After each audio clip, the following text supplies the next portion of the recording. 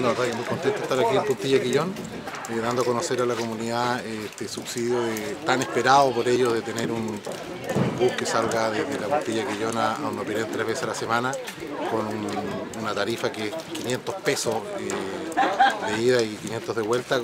respecto a los 4.000 o 5.000 pesos que tenía de costo la gente. Por lo tanto, nosotros estamos convencidos de que esto realmente es nivelar la cancha, darle la oportunidad a la gente que tenga igualdad de oportunidades. Esta es una instrucción que tenemos del presidente de la República hacia el ministro de que nos preocupemos del subsidio en regiones y principalmente en zonas aisladas, porque sabemos que este tipo de iniciativas son las que realmente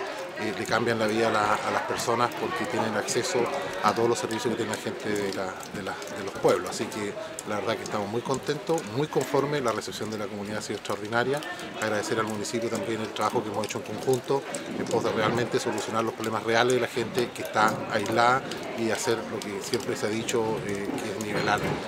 la cancha, y eso es lo que estamos haciendo en esta oportunidad.